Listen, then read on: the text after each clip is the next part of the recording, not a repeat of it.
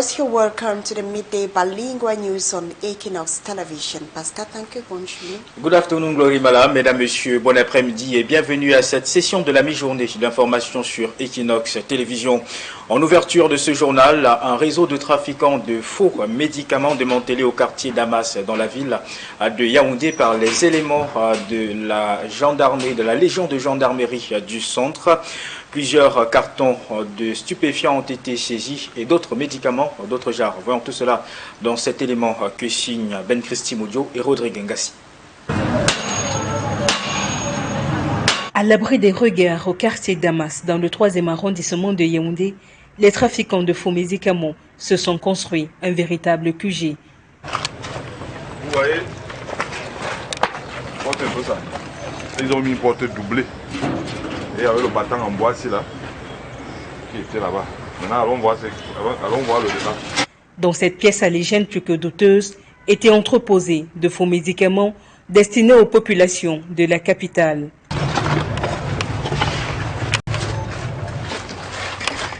Donc voilà à quoi ressemblait un autre magasin. On a trouvé aussi un peu de tout.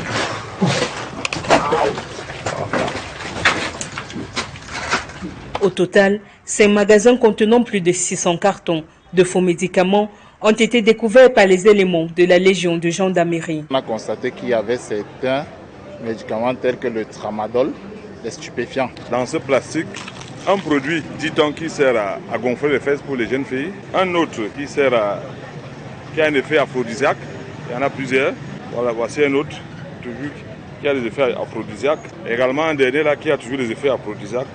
Étaient également contenus dans les marchandises saisies des objets permettant de réinsérer dans le commerce des produits périmés. Ces emballages qui ont été importés pour recycler des produits périmés. Un produit est périmé en pharmacie, on le récupère, on le met dans cet emballage et on dispose d'un cachet qui permet de le remettre dans le circuit de commercialisation en y mettant un cachet qui montre que la date de péremption est encore lointaine alors que le produit en lui-même il est périmé. Pour rappel, selon les données du ministère de la Santé publique, depuis 2020, le Cameroun a saisi plus de 9 milliards de francs CFA de faux médicaments. Tous les jours, c'est le même rituel.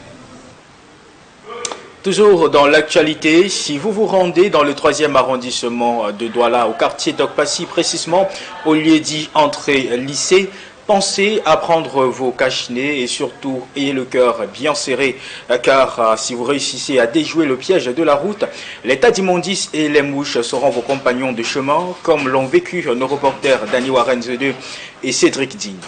Reportage. Tous les jours, c'est le même rituel.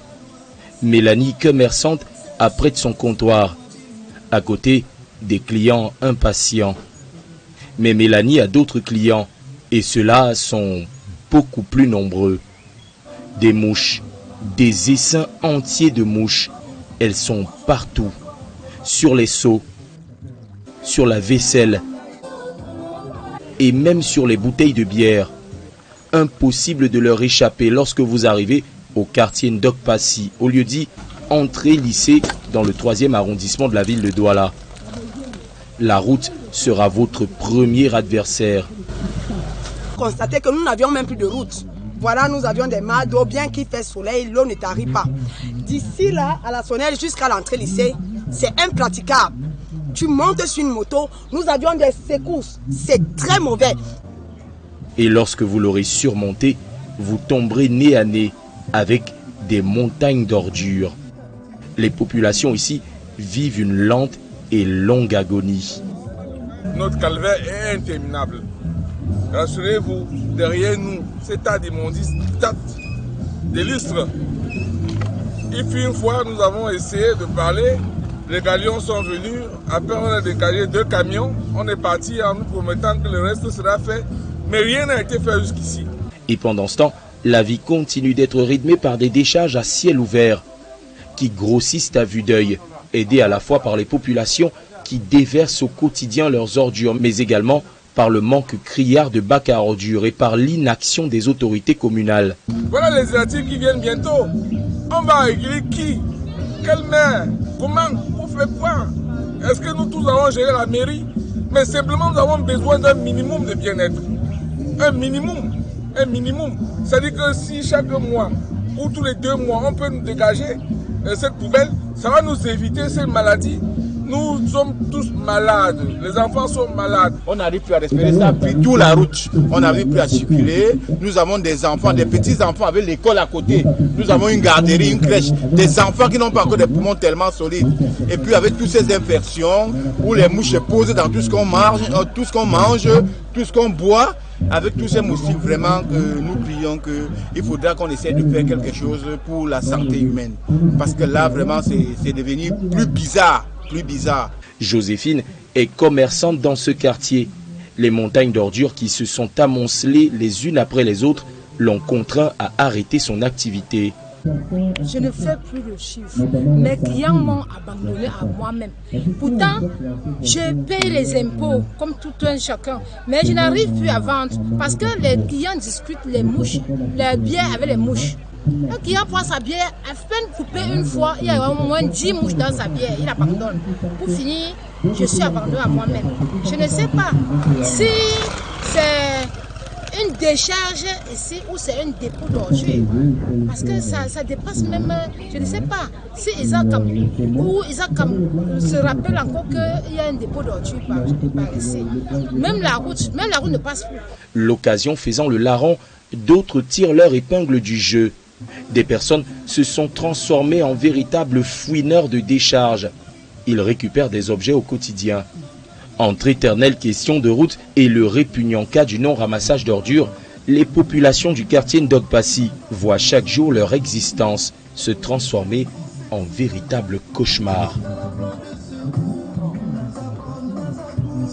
Et loin des routes difficiles et des odeurs nauséabondes des poubelles du quartier Ndogpassi, c'est lui aussi un phénomène qui gangrène notre société, la corruption. D'ailleurs, dans le cadre de la lutte contre la corruption et l'assainissement de comptes, le ministre des cadastres et des affaires foncières suspend 21 agents publics pour une durée de 4 mois.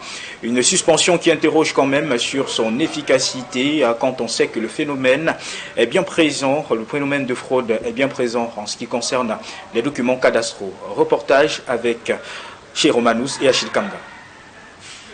Encore des agents publics exerçant dans le métier de géomètre du cadastre, sanctionnés par le ministre des Domaines, du Cadastre et des Affaires foncières. Il s'agit de 21 personnels dont les manquements retenus sont la falsification des maps foncières, la rétention abusive des dossiers, la pratique du surcoût des prestations fournies, la complicité récurrente de fraude, une mécanique bien huilée. Le fait de ne pas traduire la réalité des données qui sont parfois sur le terrain ou alors parfois ce sont des titres fonciers élaborés uniquement dans des bureaux au mépris justement des procédures prévues par la réglementation en vigueur. Il y a également de la corruption où effectivement vous pouvez voir plusieurs titres fonciers sur un même espace tout simplement parce qu'un certain nombre de mesures n'ont pas été prises. Ces agents publics en ont pris pour 4 mois au cours desquels les actes posés et les documents signés sont réputés nuls et de nul effet. Mais est-ce suffisant pour décourager de potentiels fraudeurs et surtout stopper ces pratiques? Insuffisante parce que le problème il est plus grave et il est plus profond que cela. Le problème il est d'abord humain et il est aussi matériel. Humain, il faut distinguer ici les agents de l'État qui se rendent coupables de ces actes-là et les usagers eux aussi qui n'aiment pas posséder par des mesures prévues le volet matériel parce que tant qu'on ne va pas digitaliser le système d'accès à la propriété foncière, un peu comme ça se fait au Rwanda, on aura toujours les mêmes revers. Vous allez sanctionner 30 agents, mais il va en être une centaine. Aux usagers de faire également preuve de discernement et de s'en tenir aux procédures légales en matière de gestion foncière. Il faut se rapprocher justement des services du cadastre avec un document foncier qui vous est présenté et vous rapprochez des services du cadastre pour vérifier l'authenticité, vérifier les éléments qui ne font pas grief à ce titre foncier. Et à partir de là, vous pouvez justement engager des procédures et toujours se faire assister par des spécialistes parce que c'est des questions extrêmement parfois complexes. Pour ceux qui ont été floués dans ces différentes procédures, l'expert recommande d'écrire au ministère en question ou d'appeler à l'intervention des avocats spécialisés dans le domaine. Hors de nos frontières, en Guinée-Bissau, des militaires ont annoncé mercredi avoir pris le contrôle du pays entier, suspendre le processus électoral et ferment les frontières, et ce alors que les Bissau-Guinéens attendaient les résultats de la présidentielle et des législatives de dimanche dernier. Et puis, en France, la Cour de cassation confirme la condamnation de Sarkozy à 1 an d'emprisonnement, dont 6 mois ferme, pour le financement de sa campagne de 2012. La mouture internationale avec Lionel Kamkoum et Jean-Paul Mboyo. À la quête d'un second mandat à la tête de la Guinée-Bissau, le président Umaru Sissoco Embalo a été renversé par un coup d'État perpétré par un groupe d'officiers militaires se présentant sous le nom de Haut Commandement militaire pour la restauration de l'ordre. Le groupe qui affirme avoir pris le contrôle du pays jusqu'à nouvel ordre a procédé à la lecture de déclarations confirmant le coup d'État au siège de l'état-major des forces armées par le général Denis Nkana, le patron de la maison militaire du palais de la République. De cette première déclaration, l'on retient 2 mesures. La première, portant sur la suspension du processus électoral en cours, entraînant l'annulation immédiate des résultats de la présidentielle dont les résultats étaient attendus pour ce jeudi et dont le président Sissoco Embalo revendiquait la victoire. Et la deuxième mesure est la suspension des programmes dans les médias. Pour prévenir toute forme de remous, le ministre de l'Intérieur a été mis aux arrêts. Avec lui, plusieurs hauts responsables sécuritaires comme le chef d'état-major général des armées et son adjoint. Selon plusieurs médias, le président Umaru Sissoco Embalo a affirmé qu'aucune violence n'avait été commise à son encontre lors de ce coup d'État qui aurait, selon lui, été dirigé par le chef d'état-major de l'armée de terre. Cette élection présidentielle initialement prévue pour 2024 avait été reportée par Sissoco Embalo pour des raisons de sécurité. Dans une Guinée-Bissau marquée par l'instabilité politique et la récurrence des coups d'État militaires depuis l'accession du pays à l'indépendance en 1974, la mise à l'écart inédite par la Cour suprême du Parti africain pour l'indépendance de la Guinée et du Cap-Vert avait créé de nombreuses tensions post-électorales. Plusieurs officiers supérieurs de l'armée nationale avaient été mis aux arrêts, les autorités les soupçonnant de fomenter une opération visant à renverser l'ordre constitutionnel. En France, retour à la case-prison pour l'ancien président français Nicolas Sarkozy. La Cour de cassation a confirmé la condamnation de l'ancien président dans l'affaire Big Malion. L'ancien président de la République âgé de 70 ans est donc définitivement condamné à 1 an de prison, dont 6 mois ferme. C'est la deuxième condamnation pénale définitive à son casier judiciaire après celle de l'affaire des écoutes. Selon la justice, l'ancien président avait usé d'un système de double facturation sous couvert de conventions fictives pour masquer le coût de ses meetings. Cette nouvelle condamnation définitive risque de compliquer plus encore les perspectives judiciaires de Nicolas Sarkozy qui se prépare pour le procès en appel du dossier libyen prévu en 2026. Fin de la première partie de ce journal en langue française. La seconde est en anglais avec vous, Glory Mala. Good afternoon once more. Thank you, Pascal. Thank you, ladies and gentlemen. Thanks for staying with us. You're watching the midday bilingual news on Équinoxe television. We are broadcasting live from the economic capital city, Douala. The Minister of State Survey and the Minister of State Property Survey and Land Tenure, Henry Ayebe Ayisi, has suspended for a period of 4 months 21 personnel found guilty of falsifying land titles, a measure that has been described or has been termed cosmetic by a land conservator expert. He was speaking to our reporter Innocent Aze in this report. The 21 personnel began observing their 4-month suspension from service by the Minister of State Property, Surveys and Land Tenure November 21 for abuse of professionalism by indulging in the falsification of land documents, a sanction that limits the sanctioned staff's presence around the institution and the right to financial benefits. Consulting a land conservator expert, he explains the modus operandi of falsifying land documents for persons in need. They enter into an illegal procedure in which they create entirely fake title deeds or altering legitimate ones using fake signatures, seals and details. They don't go down on the field to carry out survey as required by the legal procedure. Instead, they sit in unofficial offices and doubtful places where they establish fake land titles for the seekers with fake fiscal stamps. Also, corrupt practices, which is the reason you find several land titles for the same piece of land. This is because the right channel was not taken. This 4 months ministerial sanction is deemed a cosmetic solution to a cankerworm that has had its sockets firmly stuck on the walls of this vital domain of the Cameroonian society. This measure of ministers is a good thing but it's not sufficient because the problem is very deep in the society. So I think that we have to make a good digitalization for resolving this situation. If we have the digitalization of process of establishment of title land, I think that this problem must resolve. I think that we can do it like in Rwanda, for example. We have digitalization process to avoid the land title. To avoid falling in the cave of forgery, which would rather land you in an oven than protecting your rights, the expert advises seekers of land titles to follow the legal procedure. You must make all information in this land title.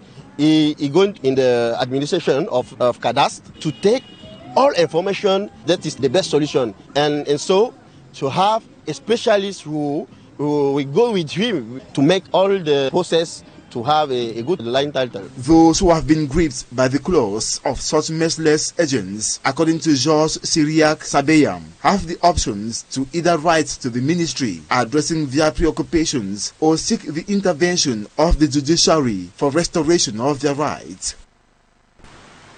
The Army Rescue Unit in Bamenda in the Northwest region is sounding an alarm after responding to an unprecedented surge in fire outbreaks across the city of Bamenda. Between January and November 2025, the officials have recorded about 110 fire incidents across the city, and the number they describe it as alarming. The blaze have affected homes, markets, and businesses as traders, and leaving families devastated and traders counting heavy losses. In an effort to curb the trend, authorities are urging the population to adopt strict safety habits in order to prevent the worst from occurring. Stella reports from Bamenda. The Army Rescue says it has responded to more than 110 fire incidents between January and November 2025. During a campaign through markets and travel agencies in Bamenda, residents are being warned that a single careless act can destroy entire livelihoods. I'm happy listening to the Army Rescue today because many of us make errors due to ignorance. After cooking, I always leave my gas bottle open. From my error, I've learned how I can better protect myself. For many families, everyday oversight can turn into devastating emergencies. Memories of past infernos remain raw. Once I was in Yaoundé, in 1999, the some fire disaster. I saw the number of death, it was too much. And people lost property. Maybe some people put their money in their bar, in their store, and everything got burnt. So it was really sad. Across major cities, markets are crowded, tightly packed, and often lack safety systems. The Bamenda main market, the Nkwenan food markets have both suffered repeated fires, leaving traders with huge losses. We have received this activity with a lot of appreciation because we have discovered that the population are not much aware of certain means in which they can use to limit fire incidents. So this outing by the Army Rescue has gone a long way to empower the population, especially the traders, on basic knowledge on how to manage fire incidents. According to the Army Rescue, most fires come from negligence, faulty wiring, mishandled gas cylinders, and overcrowded market spaces. We realized that one lady who is selling fuel towards City Chemist, just around 5 meters to where she's selling fuel, there is fire. And you know, in due course, maybe wind can carry that fire to where she's selling that fuel, and it will cause maybe a big fire. So that's already carelessness and negligence. And we will keep on talking to the population concerning fire, and not only fire, but we'll talk about first aid. In a city facing economic pressure and insecurity, preventing the next fire comes down to everyday decisions at home, in kitchens, and inside busy market stores. The government has released statistics of those killed and arrested during the post-electoral process in Cameroon, but civil society organizations say the figures published by the Ministry of Territorial Administration are far below reality. Details with Babila Jonathan. A conflict of figures over the number of persons killed and arrested and detained within the context of the post-election crisis in Cameroon erupts between the government and civil society organizations, while the Minister of Territorial Administration at Jtb talks of 20 deaths. Un assaillant décédé dans la région de l'Ouest.